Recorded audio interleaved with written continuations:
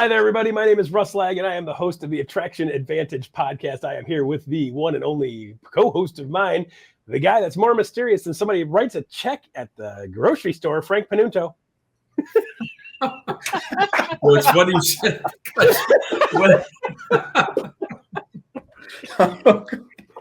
Now, when I was a kid, my parents didn't make a whole lot of money. Yeah. And my mom would send me in the grocery store with a check because she didn't want to do it. And I'm like 10 years old going, it just doesn't feel right. I don't know anything about money, but I'm going to go buy a bunch of Cocoa Puffs and all these other boxes of cereal and give somebody a check. A piece of I don't know how this works. So, yeah, I've lived that life. All right. Well, there you go. That's how we start off the Attraction Advantage podcast. Always picking on Frank. So with that said, we have a guest today that I'm super excited to talk to. Somebody super shy, super quiet, one of the most reserved people you ever meet, Joe Wilson. Yeah, super reserved, Russ. Thank you for the intro. Yeah. All right. So Joe Wilson is Regional Director of Growth for Pacific Northwest US for eXp Realty. And today we have him on to talk to him about attraction of all things. You guys can believe that, right? So hi, Joe. How are you? Hey, I'm awesome, Russ. Thank you guys, Russ, Frank, for having me. I get to see you guys all the time, and it's a blessing to see you again on Friday. All right. Well, good. Hey, you're not in a grocery store right now, are you? Just checking. Good Lord, no. With these backgrounds, you never know where anybody is anymore. So that's I mean, it's part of the beauty of the virtual world. You could literally be anywhere, and still be able to figure it out. So Joe, like, Attraction Advantage podcast is talking to people about attraction, and you've done a little bit of attraction. So why don't you give everybody kind of a quick summary of who you are, where you come from, some of your background, so people understand who's talking and the context of the amazingness of who's talking. And then let's dig into talking about some like real attraction stuff. Yeah, hey, Cliff Note version team is what I'm doing now, Regional Growth Director for the Pacific Northwest with eXp. Just an amazing role to be in. Connectability, the collaboration that I get to have with the two of you and all the leaders is just, you can't put a price on it. It's absolutely priceless. And but hey, let's revert back to the journey when it all started, right? So I hail from the state of Tennessee, right? Yeah. And so got into real estate about 10 years ago, and was thinking, like, you're sitting in that class and you're like, what the heck am I doing with my life? Right? Hold on a second. After you've been doing it for 20 years, you're still thinking, what the heck am I doing with my life? Right? Just want to make sure we're clear. Oh, where did that time go? Yeah. And I'm getting through the class, right? I'm just not a class person. That's just not me. Yeah. I hate taking tests. I was a terrible college student. I was in college to play football. They say it's a student athlete. You're not. You're an athlete, then you're possibly a student. And so that's kind of where my head was. But I did have the drive. I had the passion to help people, and I thought real estate, and I think real estate is one of the best ways to do that. And got into real estate as an agent. My first 4 months, Russ, I think you know this, like first 4 or 5 months, they weren't great. Yeah. They weren't great. And I walked into my coach's office, and I was at a company at that point, and I said, I don't think this real estate thing's for me, right? And I owned a couple other businesses, so I had streams of income coming in, so it wasn't like I have to sell houses now, right, to make an income. And my coach said this to me. He said, Joe, do you remember anyone who quit? And I was like, no. And he said, no one will remember you either. Ooh. Ouch. Ooh. Now, the football side of me, I wanted to take him out back and, Did you tackle him? Yeah. I was like, line up, let's go head to head. Let's go 3-point stance. But at the end of the day, like, he was right.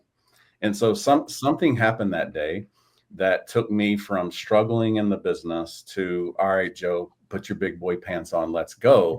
Then I did around 8-9 million that first year in volume. That's a good bad year.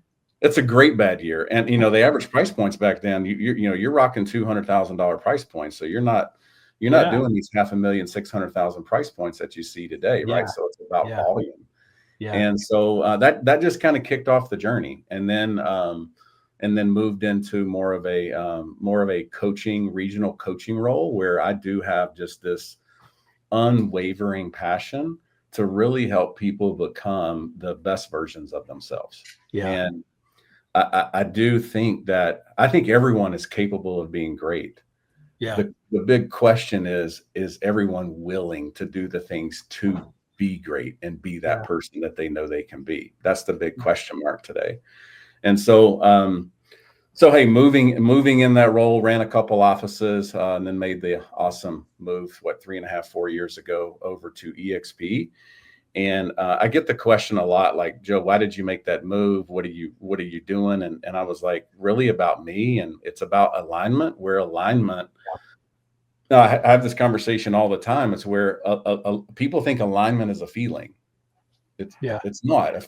Alignment is a strategy. Yeah. Right. And genuinely and strategically placing people in your life that will help you do what you want to do. Right. So, I mean, Russ, I could go on and on about this, but on the agent attraction side, like, I really feel like this agent attraction is no different than selling real estate.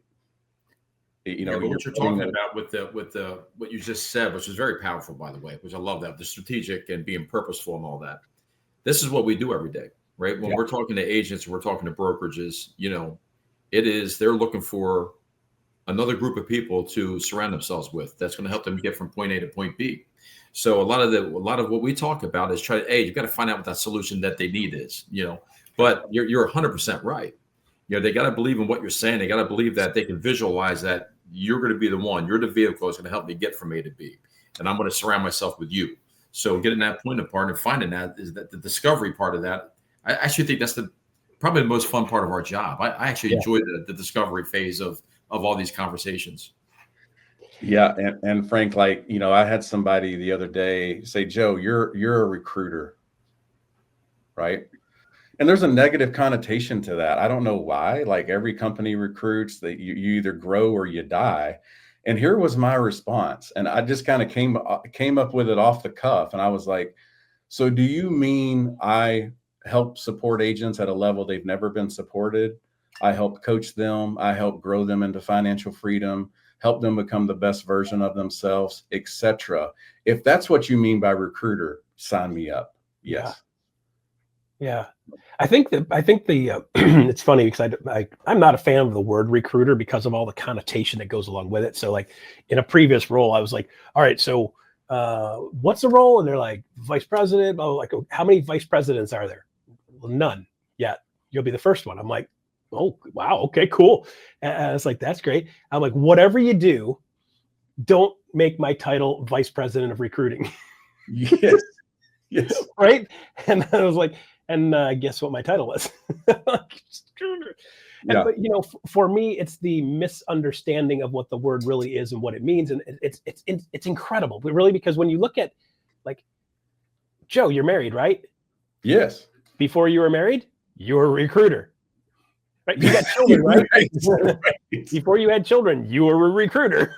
Right. So it's like the people part of the game. Like, every single real estate agent in the business that's trying to get buyers and sellers, they're a recruiter. You're recruiting people to get on your bandwagon and buy into your brand, right? So is there something innately bad with that? No. Is that word necessarily bad? No. But man, some people just do it yucky, right? It's the, you know, I literally had one of these earlier today. Facebook hit. Scroll down, like, blah, blah, blah, real estate, I'm like, okay, fine, cool, accept. Boom, hit accept. Direct message. 5 minutes later, dude's trying to sell me some kind of shit, right? I'm like, by the way, now you're blocked. When you accept the front, I was like, the first thing you do right out of the gate is try to get something out of me. Literally 5 minutes later, you try to get something out of me. I'm like, you're gone, bye-bye. And I left him a nice note, not impolite, but a nice note saying, this is why you got blocked. Stop doing it, dude. Like, that is not the way you approach people, right? This is a people business, yes? Yes, absolutely. And I know all three of us love people. Well, some of them. Mostly. What's funny though, especially when you say that the whole recruiter word, you know, and the way I get around that is, everybody, you are where you are because you got there through somebody. And that's how life goes. Yeah. Where you're recruited, Yeah. not necessarily. You got there, that person was a conduit for you. And Yeah. that's how life works. You know, when somebody has a good friend, right? Joe Wilson now got promoted to president of ABC Corporation. Well, when Joe reaches out to Russ and Frank, hey, I really like working with you guys. By the way, we got there through Joe. It's just, that's the way life goes, right? Right. You know, you meet people, you prove yourself, and you get experiences, and you just keep going. So, you know, and I like to always kind of fan the flames and start putting that out when people say, oh, you're just a recruiting company, or you're just a recruiter. Man, not really. I'm a piece of conduit. I'm trying to help you get to where you're trying to go, man. So, you know, let's talk about it that way. Yeah. And I think people get it all. I think people get the agent attraction twisted. Like, my efforts are all in vain if I don't help you grow into the person that you want to be. Yeah. Sure. Yeah. Right. Yeah. So there's no salary or anything else attached to agent attraction. It is purely based on growth and opportunity. Yeah. It really is wild that, you know, I mean, so from most people's standpoints, like if I look at them, Joe, and I say, hey, Joe, do you need to grow your business? Yeah. You're going to need more people, right? Yep. Do you need to grow your brokerage? You're going to need more people, right? And your people need to grow their business. They're going to need more people, right? I mean, the whole thing is recruiting all the way across the board, top to bottom, always has, always will be. I think the key is either like destigmatize that word for yourself and just like lean into it and be like, I'm okay with this. This is just a stupid word, right? Words are only things we put meanings to. Like, when did the human race get to the point where we're like, you could get attacked by a wild animal in the woods and you didn't have any way to defend yourself, nor did you have anywhere to hide because you didn't have a house, right? There weren't even houses. And now words offend us. Right. Like back then, a lion was offending me by ripping my face off, right? Now it's like, he said a word, it hurt my feeling, right? So we've got to start to learn to say, like, how you respond and how you react to a word, that's on you. That's not on the person that said it. That's not on the word. That is on you, how you react to the word. And I think recruiter is part of like that too. But I do personally like the word growth. So like when you say vice president of growth, I'm like, oh yeah, I want to grow. Everybody wants to grow, right? That's a great word. So in that regard, growth is a great word for me. So find your word, find your verb, right? Enjoy the ride. I think people use the recruiter word as a self-defense mechanism too, because if somebody views me as a recruiter, it's self-limiting belief, then I'm not going to call them because they're going to think I'm bothering them, right? When you really don't know what the other person's going through, you don't know what, you know. I was on a call today with the team up north who is just having a really bad time at their current brokerage. Yeah, and they're like, you know, I've been talking to EXP for months. I never thought, but the time is right now. They're like, we can't go back to that place. It's just not the right fit for us. Now, I could have been, well, I'm a recruiter. I don't want to call them. They're a high producer. They're like the number 2 agent in their region, and they don't want to talk to us. They don't want to talk to a recruiter. Right. Yeah. Man, I remember three years ago, Frank, just a little over 3 years ago, things were going great, and I was completely unrecruitable. Like, dude, we were freaking exploding. Yes. And literally one day, all of it got flipped upside down. That next day, I was 100% eager to be recruited. In 24 hours. In 24 hours. 24 hour. I'm going like, to this morning when I woke up, untouchable. By 5 o'clock that day, I was ready to freaking jump off a cliff to do anything other than keep doing what I was doing there, you know? So it's like, and it really does come down to that. Sometimes it is you never know. You never know where somebody is, right? Yeah, and I always tell folks, I'm like, look, they're like, Joe, is this an attraction call? I mean, I don't know. If you would like to turn it into one, I can definitely oblige you for that. But there were also 90,000 other agents that said they were good too. Yeah. Right. So Joe, let me ask you a question. Like brand new into attraction, I don't have a whole lot of people, or I don't know a whole lot of people. Like, where do you start? Like for you, if you said to me, okay, Russ, you're brand new in the real estate business, or you're brand new to us, you've never done this before, where do I start? Yeah, I think for me, I like to keep it, I like to keep it the KISS method, right? And that means 2 things for me. Keep it simple, stupid.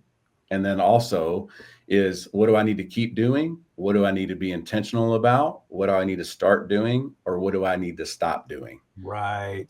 And I literally start and reverse engineer it from the stop, because usually when you stop doing something, the other things just kind of add up. Yep. Right. And so how I'm going to start is like, we're in the relationship business, and you have relationships. People are watching you, whether you believe it or not. Right. They may not comment on your post or like it or whatever, but people see you, and they are tracking your credibility. Right. And so you don't know if that phone call, and that phone call is not necessarily, or maybe it's a video text. It's not about, hey, I'm calling to ask you for something. I just use the Ford method, right? The family, occupation, recreation, and dreams, right? I love to talk to people about their dreams, and then it naturally turns into something else. And an agent attraction meeting, I call it just a gathering of two hopefully awesome folks that are just trying to figure out life together and figure out if there's a better way to do it. Right. And, for me, it's video text, super simple. Like, hey, Frank, just thinking about you today, man. You're awesome. I love seeing you win. Keep crushing it. That's really all I do. And it's not, it's not this, this big carnival that we're going to go to and have a attraction meeting. Right. Because, when you have that first meeting, it's nothing more than a coaching call. Hey, what's up in your world? This is what's up in my world. And, be followable, as Russ says, right? Like, where are you? Where do you want to go? And what tools do you currently have in your world that are going to help you get from A to B? And if I can inject what I have to help you, then I think it's worth listening to.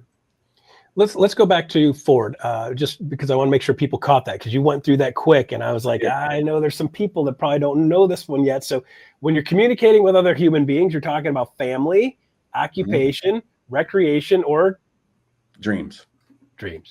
Yeah. Not divorce. Not divorce. No, not divorce. Not divorce, or if you're married, demands from your wife. Right. Yeah. Okay. Yeah. Let's talk about your honeydew list. Well, I'll tell you something that's and I was talking about this yesterday on a mastermind is, a lot of masterminds that we get on, some people we know really well. And most of the time we get on and we don't really know them at all. Yeah. Maybe they know us for our roles or whatever we're doing. Right. But I can literally have an hour to an hour and a half conversation with every single person about those 4 topics. Oh yeah. And I'll know more about them in the next hour than most people probably do if I'm asking the appropriate questions, and then make it all about them. Right. Yeah. I've told this story a couple of times, and I don't know if I've told it on this podcast, but when people meet my wife, they love my wife. Everybody freaking loves my wife. Everybody loves my wife. Okay. Yeah. And the craziest thing is she does this all the time. So I go to a wedding, my wife has muscle issues, so she can't do a norm. So she'll grab like one person to talk to, and she'll spend 2 hours talking to one person, right? You get to the end of that conversation, and you grab Frank, and Frank's like, Russ, your wife is the most amazing person I think I've ever talked to. And I'd be like, okay, Frank, tell me 2 things you know about Dana. I don't know nothing at all. She literally makes it all about that. And she is genuinely interested, and she's genuinely curious, and she genuinely actually cares. And she loves to let people tell their story, right? But when you get done talking to her, you don't know doodly squat about her most of the time. So it's kind of amazing, but that's the way human beings work. If you make it about them, they tend to love you. You make it about you, they tend to hate you. It's just human nature. I think there's an underlying process to that too. And I kind of went back to what Joe was talking about with the second kiss method. I think when you reverse engineer it with the start and stop thing, which I use a lot too, there's a lot of self-discovery in that. So I think a lot of times when you're talking to people, you feel like you need to have the answer or how to fix it, right? Yeah. But really, you don't. A lot of times, if you start asking, well, what's the hurdle? What do you think you need to stop? And they hear themselves say it, because nobody really asked them that, by the way. Yeah. What do we have to start doing? I got to do more of this. Yeah. Okay, what do we have to stop doing? Yeah. Right. Well, like, what's holding you back? And you're just asking the questions. You're both saying the same thing, right? You're asking questions. But when they hear themselves, the answer is right there. The answer's in the answer, right? So they start saying things. You're like, all right, well, let's flush that out now. So you're just going down the path that they're already on. They just don't understand how to finish it. And, Right. you know, to be able to do that, there's an art to that, by the way. And not everybody can do that. And that's kind of probably why we do what we do. But understanding that and really, I think the answers come from you being authentic when you're asking them. You authentically, and this is Joe, you've said this a lot now. You like helping people, you know, to help them. Yeah. That's an authentic feeling. Because Yeah. when it's forced and fake, you're not going to get anywhere. You can see right through that. You're not going to break through that facade, and you're not going to get to the relationship part of it. And you know that's where that happens when you authentically care about someone, and you help them discover things. That's the magic. Yeah, Frank. Yeah. Well, we could go on for days about that, and Russ knows me extremely well on that side. Is like, you know, yesterday there was a lot of folks I'm talking to, and you know, the market's hard right now, right? It's shifting, and you know, different markets, people in different markets. And I said one thing, and I was like, if I asked you, what's the number one thing that you need to do for your business to make sure that you keep it stable and that you grow it, you're gonna know. Yeah. Yeah. Well, it's like agents, like, stop acting confused about what you need to do. Yeah. You know, Right? I think when you lean into that though, and you really start to pull apart, when you ask them that question, the things that they come up with are things that they're not doing because they're avoiding doing. So like when we dig into people coaching all the time, it's like, okay, what do you need to do? I need to make more calls. Why aren't you making calls? Because I freaking don't want to be a telemarketer. Like I didn't sign up to be a telemarketer. Nobody said, hey, by the way, Russ, with your real estate license comes a free telemarketing session. We're going to teach you how to telemarket everybody in cold call. Like I don't want to cold call. I don't want to call FSBOs. I don't want to call expireds. I want to sit in an open house every day. It's like, okay, cool. So how are you going to build your business then? It's like, if we could show you a couple ways to build your business where you don't have to do that, would you be willing to do that? So many times the things that we're resisting for a reason. Like people like things we're resisting are the things we need to do the most. Like not if it goes against your integrity, right? So for me, dude, I am not calling you. If I don't have a reason to call you, I'm not calling you, right? I am not cold calling you, period. Just not the way I roll, right? I hate it when people cold call me, and I'm not doing it to other people. So with that said, will I send you value so that I can then say, hey, by the way, did you get the thing I sent? Darn right, I'll do that, right? Will I call around a house? I just saw this, remember Tristan Almada? Tristan Almada, Tristan Agents. He posted like circle prospecting still works because you list a house here, and then all of the people around there want to know information about that house, by the way. Yes. And when you call them and tell them information that they were already wondering and invite them to come in and be nosy neighbor without having to be nosy, like I'm inviting you in so you don't have to be nosy neighbor looking in the windows. Man, people want that information. I'm a real estate agent, and the neighbor's house, when it went up on the market, I wanted to see inside of it. We never got along with the neighbors. They were really strange, but I really wanted to see the inside of the house. What did it actually look like? Right. So, you know, even being in the business, I'm still just like everybody else. So if you can start to find things that you can do, and then when you're talking to people in attraction, find out what Joe's willing to do and then help him find a plan to do that. And he's much more willing to say yes to that. Right. Yeah. And Russ, I was going to add to that. I think, and this is super true in my world. I think people like, well, Joe, Russ, Frank, you guys are coaches, and you know, you're immune to all the things that I'm feeling. No. Yes. Yeah. Oh yeah. No, I'm not human. Yeah. Like we're not human. Like we've found the cheat code or something. Yes. No. The only difference between maybe this person and maybe us is that voice is always there, but it gets quieter and it becomes more of a whisper. And this was super important for me. It's like, if I start this agent attraction thing and I'm doing my coaching and I'm doing the things I need to do, or maybe I'm not doing the things I need to do, the unpacking is Russ and Frank. There was 3 things that I was like, okay, why am I not doing the things I need to do? And it was 3 reasons: fear, resistance, and imposter syndrome. Yeah. If I do the things that I need to do, it's going to expose me on certain things that maybe I'm mentally not ready to face yet. Yeah. Nobody wants to be vulnerable. I'm waiting for you guys. Weakness, you know, when the truth of it is, anybody that's been in production for a long time, we've all fallen on our face. We've all lost clients. We've all had deals go south. everybody's been through the battle wounds, and you're allowed to admit that. It's okay, but that makes you more relatable. And people are saying, well, I do understand. I've been there, done that. I get it, and you're right. Everybody thinks that because you are where you are, oh, well, you're insulated now. You don't understand what that is. Yeah, you're good. That, one of the things I speak about to people on every call we're in is that I think one of the best things about this company, when you talk about Glenn, Leo, all the way down to all of us guys, everybody's a licensed real estate agent. Yep. Every decision in this company is made by an agent for an agent. So I say it 1,000 times a day that I think the word agent-centric is the most overused word in our industry by far. By far. You can't put your money where your mouth is. We can, and I feel really good about that. So when people start thinking with that kind of attitude, Joe, of like, well, you don't really get it. We really do. No, we do. We live it every day. Yeah, we do. Yeah. No, we get it all too well. And I think that, we could go on and on about that. But the thing that I really struggle with today is that imposter syndrome. I think Russ asked me a question like a year ago when I was coming into this growth role. It's like, Joe, what's the one thing that you actually struggle with? Still to this day, like I've built multi-million-dollar companies and rental, like a bunch of stuff. And I still, for some reason, have this real life imposter syndrome.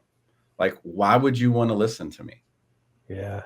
Right. I still have it no matter what. I don't know why. And maybe it's never going to go away, but maybe it'll get quieter over time, Joe, very many days go by that I wonder when you guys are going to figure out that I have no idea what I'm doing. Russ, no, never. So I think the reality is you're always going to have a version of that in your head. I think two things that are important. Number one, you have permission to tell it to shut the hell up, right?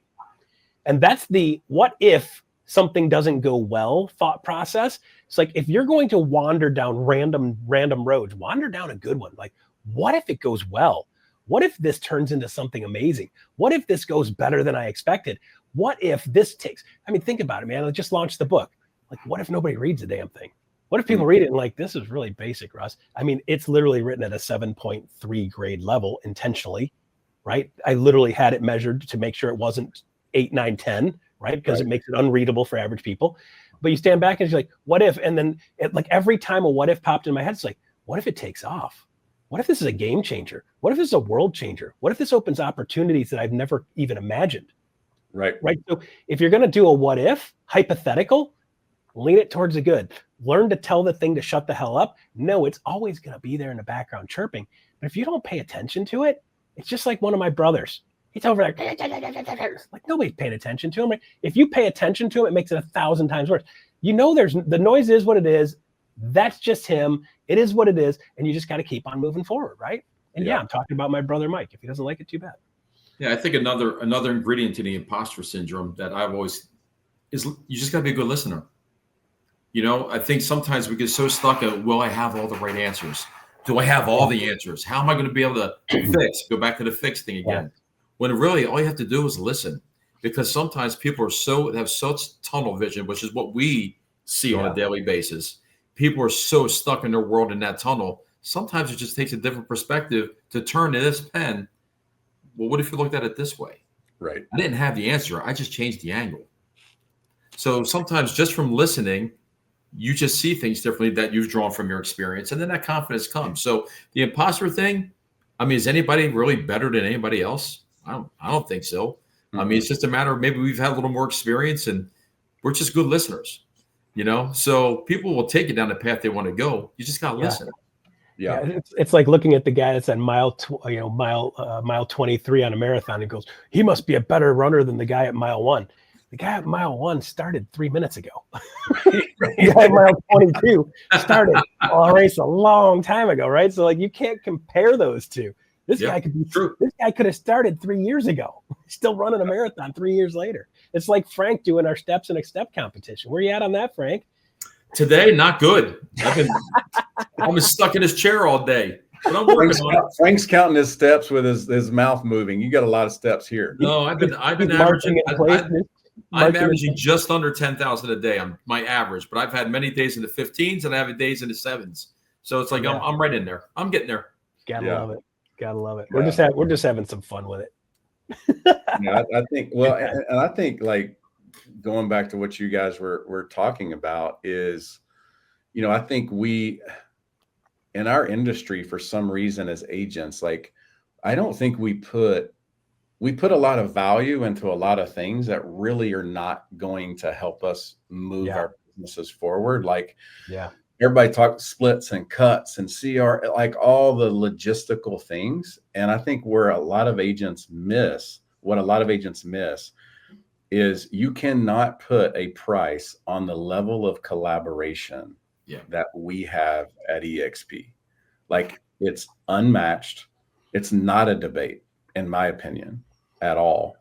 And so, like, bringing yourself into the inner circle of people that are maybe just like you, or, you're striving to, hey, I want my business to look like Frank's, or I want my business to look like Russ's. Like, that value is so insane. And I don't know if anybody can actually pay for it out of their own pockets, but you naturally get it here, which is why I think, we're doing what we're doing here at EXP. So.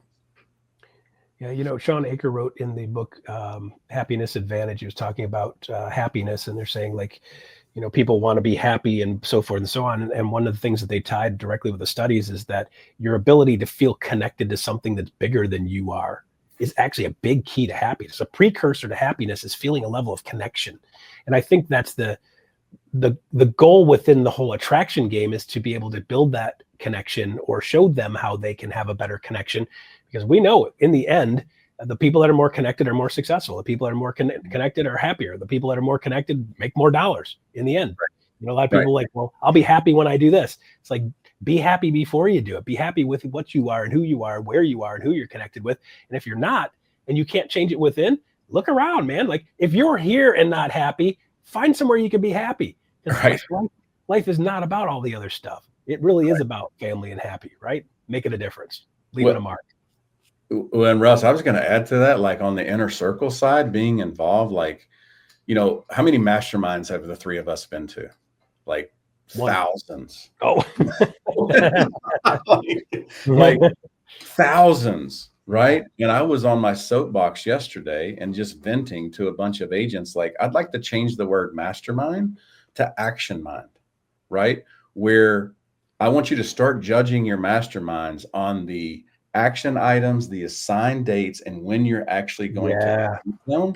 That's what I want you to judge your masterminds on, because I see all these events everywhere, not necessarily with EXP, just in general in my market, and they're just talking head shows where where you feel like, oh, look at me, I'm so awesome, but I'm not going to give you any actionable items to where you can go do the same thing. Right. I think that's super important with what we do over here at EXP. It's very actionable, task-based. Like, here's the overall view. Here's how you will do it. Right. Funny enough, I was at a mastermind / event, and they started off the event, and it kind of went like this. It's like, okay, guys, hang on one second here. This is important. Oh, I got a stray dog right here. Oh, my little girl decided she wanted to join me. She's gone. She decided she wanted to join me, but she doesn't want to be touched. So, but they started off this whole event, and they said, okay, guys, here's what we're going to do. At the end of the day today, we're going to vote.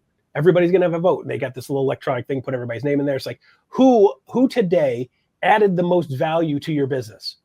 So the goal for each speaker in 20 minutes was to add $50,000 or $100,000 worth of value to your business in 20 minutes. So who here delivered the most value? And they literally voted. And I was just like, wow, like, wowzer. It wasn't the person that gave the most. It was the person that gave the most that hit the most. Right. Yes. And it was kind of wild, because there's like three of them. For me, I was like, there's three of them going like, this was brilliant. Number one. Number two, I'm like, I really like that one. Now, that guy was super entertaining, but those two things that she said are going to stick with me for a long freaking time. And that's why I hit the button for that one, right?